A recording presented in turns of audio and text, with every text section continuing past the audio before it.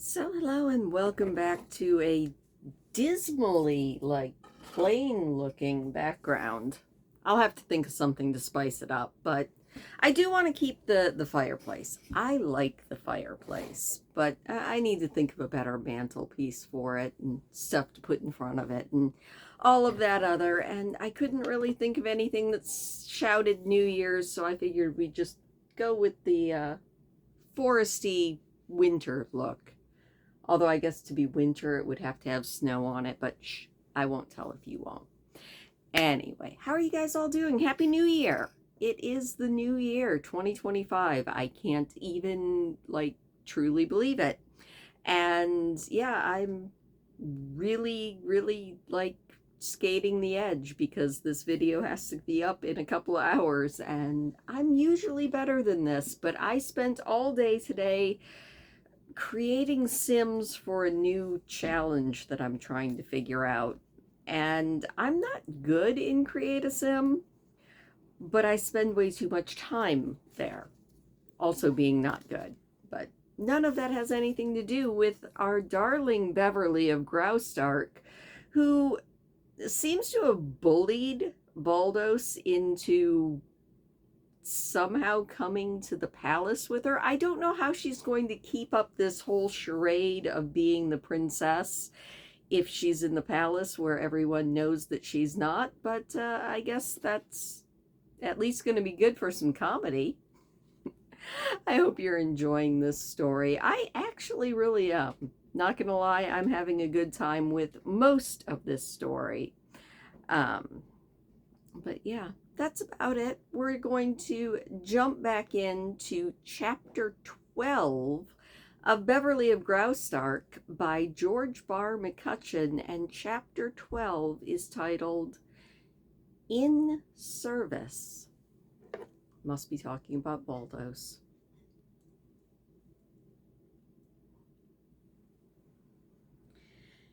It was a drowsy day, and besides, Baldos was not in a communicative's frame of mind. Beverly put forth her best efforts during the forenoon, but after the basket luncheon had been disposed of in the shade at the roadside, she was content to give up the struggle and surrender to the soothing movement of the coach as it bowled along. She dozed peacefully, conscious to the last that he was a most ungracious creature and more worthy of resentment than benefaction. Baldos was not intentionally disagreeable. He was morose and unhappy because he could not help it. Was he not leaving his friends to wander alone in the wilderness while he drifted weakly into the comforts and pleasures of an enviable service? His heart was not in full sympathy with the present turn of affairs, and he could not deny that a selfish motive was responsible for his actions. He had the all too human eagerness to serve beauty. The blood and fire of youth were strong in this wayward nobleman of the hills. Lying back in the seat, he pensively studied the face of the sleeping girl whose dark brown head was pillowed against the corner cushions of the coach. Her hat had been removed for the sake of comfort, and her dark lashes fell like a soft curtain over her eyes, obscuring the merry gray that had overcome all of his apprehension. Her breathing was deep and regular and peaceful. One little gloved hand rested carelessly on her lap, and the other upon her breast near the delicate throat. Baldos's heart was troubled. The picture that he looked upon was entrancing, uplifting. He rose from the lowly state in which she had found him to the position of admirer in secret to a princess, real or assumed. He found himself again wondering if she really were Yetive, and with that fear in his heart, he was envying Grenfall Lorry, the lord and master of this exquisite creature, envying with all the helplessness of one whose hope has been blasted. The note, which had been surreptitiously passed to him in Ganlook, lay crumpled and forgotten inside his coat pocket where he had put it. The very moment it came into his possession, he had just shoved it away, supposing that the message contained information which had been forgotten by Franz and was by no means of a nature to demand immediate attention. Had he read it at once, his suspicions would have been confirmed, and it's barely possible that he would have refused to enter the city at all. Late in the afternoon, the walls of Edelweiss were finally sighted, and for the first time he looked upon the distant housetops of the principal city of Graustark. Up in the clouds, on the summit of the mountain peak overlooking the city, stood the famous monastery of St. Valentine. Stretching up the gradual incline were the homes of citizens, accessible only by footpaths and donkey roads. By now Beverly was awake and impatient to reach the journey's end. He had proved a most disappointing companion, polite, but with a baffling indifference that just irritated Beverly.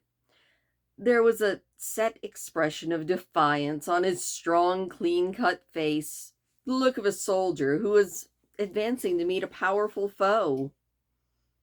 "I do hope he won't always act this way," she was complaining in her thoughts. "He was so charmingly impudent out in the hills, so deliciously human. Now he's like a clam. Yetive will think I am such a fool if he doesn't live up to the reputation I've given him."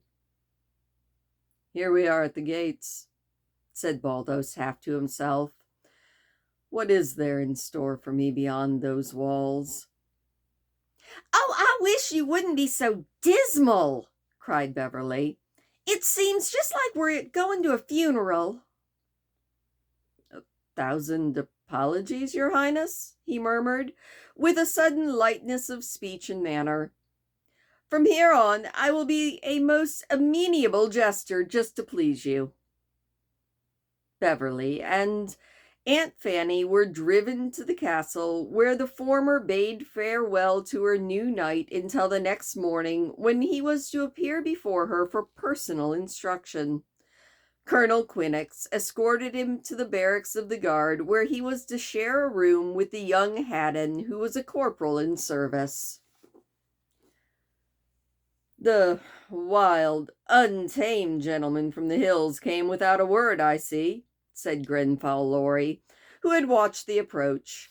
He and Yetive were standing in a window overlooking the grounds from the princess's boudoir. Beverly had just entered and thrown herself down upon a divan. "Yes, he's here," she said. "How long do you, with all your cleverness, expect to hoodwink him into believing that you are the princess?" That was a very amused but anxious Grenfall. "He's a great fool for being hoodwinked at all," said Beverly, very much at odds with her new protege.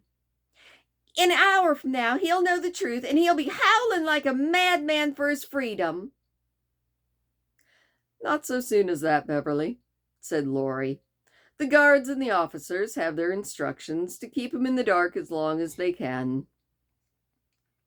"Well, I'm tired and mad and hungry and everything else that isn't compatible. Let's talk about the war," said Beverly, the sunshine on her face momentarily eclipsed by a dark cloud of disappointment. Baldos was notified that duty would be assigned to him in the morning. He went through the formalities which bound him to the service for 6 months, listening indifferently to the words that foretold the fate of a traitor. It was not until his new uniform and equipment came into his possession that he remembered the note in his pocket. He drew it out and began to read it with the slight interest of one who has anticipated the effect, but not for long was he to remain apathetic. The first few lines brought a look of understanding to his eyes, and then he laughed the easy laugh of one who has cast care and confidence to the wind. This is what he read. "She is not the princess. We've been duped. Last night I learned the truth. She is Miss Calhoun, an American, going to be a guest at the castle. Refuse to go with her into Edelweiss. It may be a trap, and it might mean death. Question her boldly before you commit yourself." there came a quite natural impulse to make a dash for the outside world, fighting his way through if he had to. Looking back over the ground, he wondered how could he have been deceived by all of that acting from the unconventional American. In the clear light of retrospection, he now saw how impossible it was for her to have been the princess. Every act, every word, every look should have told him the truth. Every flaw in her masquerading now showed itself to him, and he had to laugh at his own simplicity. Caution, after all, was the largest component of his makeup. The craftiness of the hunted was deeply rooted within him. He saw a very serious side to the adventure. Stretching himself upon the cot in the corner of the room, he gave himself over to plotting, planning, and thinking. In the midst of his thoughts, a sudden light burst in on him. His eyes gleamed with new fire, his heart leaped with a new animation, and his blood ran warm again. Leaping to his feet, he ran to the window to reread the note from old Franz. Then he settled back and laughed with a fervor that cleared the brain of 1,000 vague misgivings. She is Miss Calhoun, an American going to guest at the castle. Not the princess, Miss Calhoun. Once more the memory of clear gray eyes jumped back into life. Again he saw her asleep in the coach on the road from Ganlook, and again he recalled the fervent throbs his guilty heart had felt as he looked upon this fair creature, once upon a time the supposed treasure of another man.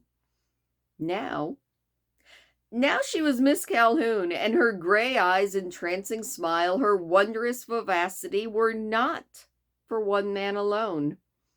It was marvelous what a change this realization wrought on the view ahead of him. The whole situation seemed to be transformed into something more desirable than it had been before.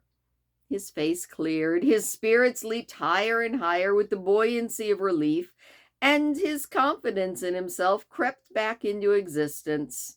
And all because the fair deceiver, the slim girl with the brave gray eyes who had drawn him into her net, was not actually a princess. Something told him that she had not drawn him into his present position with any desire to injure or with the slightest bit of malice.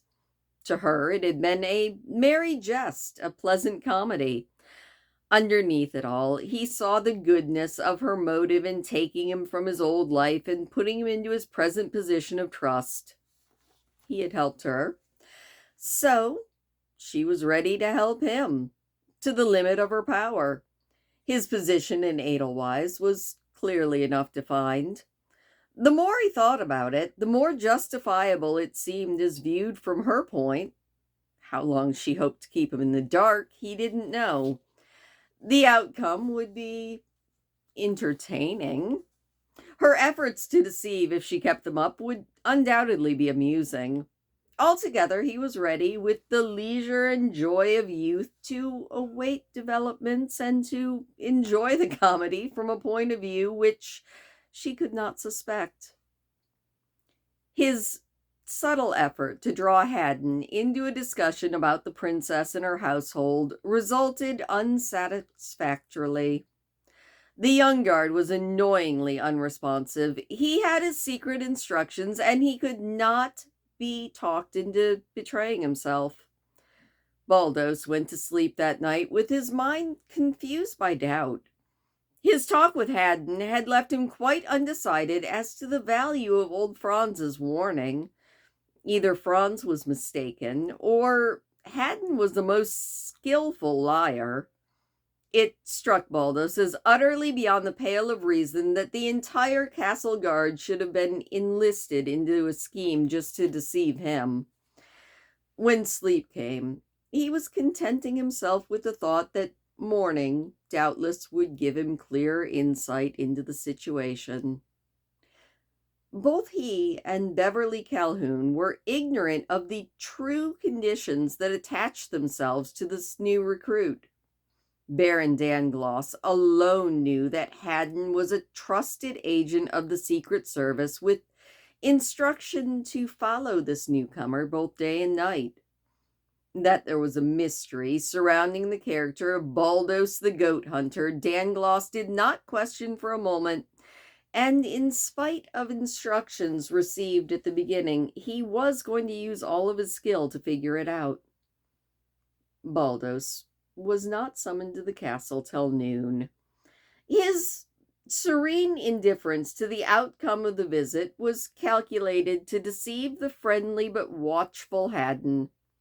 Dressing carefully in the close-fitting uniform of the Royal Guard, taller than most of his fellows, handsomer by far than any of them, he was the most noticeable figure in and around the barracks.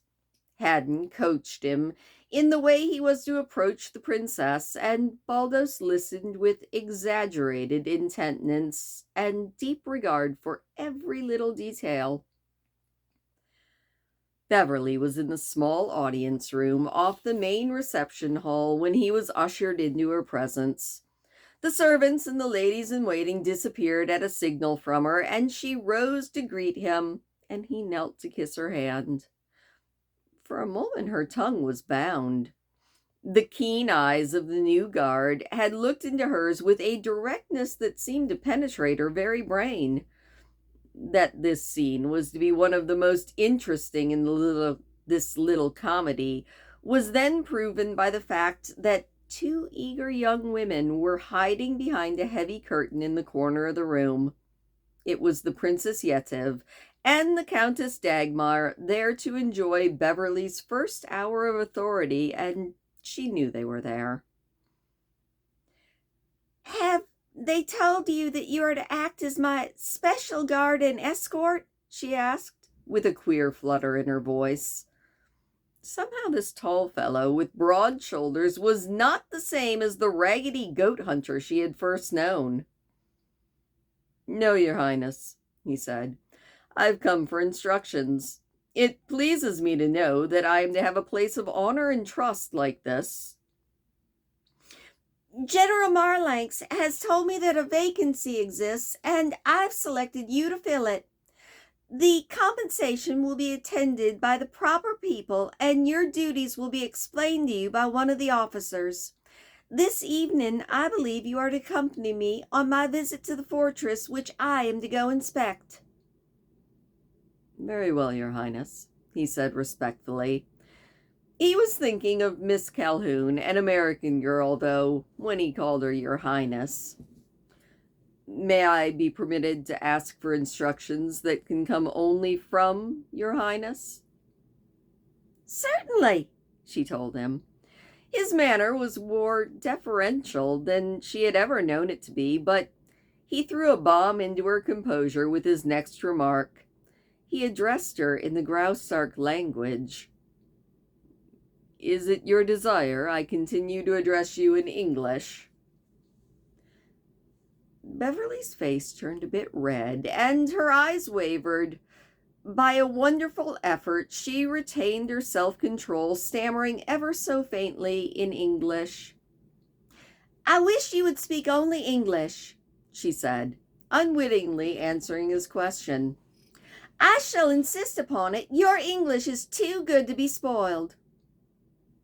Then he made another test, a bold test after his first had failed. He spoke once more in the native tongue, this time softly and eagerly. "As you wish, Your Highness, but I think it's a most ridiculous practice." And his heart lost none of its courage. Beverly looked at him almost pathetically. She knew that behind the curtain, the two young women were enjoying her discomfort. Something told her that they were stifling their laughter with dainty lace handkerchiefs. "That will do, sir," she managed to say firmly. "It's very nice of you, but after this pay your homages in English." She said that, taking a long chance on his remark. It must have been complimentary, she thought. As for Baldos, The faintest sign of a smile touched his lips, and his eyes were twinkling, and he bent his head quickly. Franz was right. She did not know a word of the Graustark language. "I have entered the service for 6 months, Your Highness," he said in English. "You have honored me, and I give my heart as well as my arm to your cause." Beverly, breathing easier, was properly impressed with this promise of fealty. She was looking with pride upon the figure of her new stalwart protege. "I do hope you've destroyed that horrible black eye patch," she said. "It is gone to keep company with the other devoted but deserted friends," he told her, just a tinge of bitterness to his voice. "That uniform is vastly becoming," she said, realizing helplessly that she was providing intense amusement for her unseen watchers. "It shames the rags in which you found me." "I shall never forget them, Baldos," she said, with a strange earnestness to her voice. "May I presume to inquire after the health of your good Aunt Fanny, and, although I did not see him, your Uncle Sam?" he asked her, with a face as straight and sincere as a judge. Beverly swallowed suddenly and checked a laugh with a bit of difficulty. "Aunt Fanny is never ill. Someday I shall tell you a little more about Uncle Sam. It'll interest you." "Another question, if it please your Highness. Do you expect to return to America soon?" This was most unexpected, but Beverly met it with admirable composure. "It depends upon the time when Prince Danton resumes the throne of Dawsbergen," she told him. "And that day may never come," he said, with such mocking regret in his voice that she looked at him with new interest. "Why, I believe that you want to go to America." The eyes of Baldos had been furtively drawn to the curtain more than once in the last few minutes. An occasional movement of the long hangings attracted his attention, and it dawned upon him that this little play was being overheard, whether by spies or conspirators he didn't know. Resentment sprang up in his chest, and it gave birth to a daring that was as spectacular as it was confounding.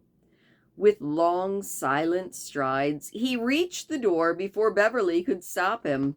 She half jumped from her chair, her eyes wide with dismay, her lips parted, but his hand was already grabbing the curtain, and he pulled it aside relentlessly. Two startled women stood exposed to view, smiles dying on their faces. Their backs were against the closed door, and two hands, clutching handkerchiefs, dropped from a most significant attitude. One of them flashed an imperious glance at the bold discoverer, and it was then that he knew he was looking at the real Princess of Graustark. He did not lose his composure.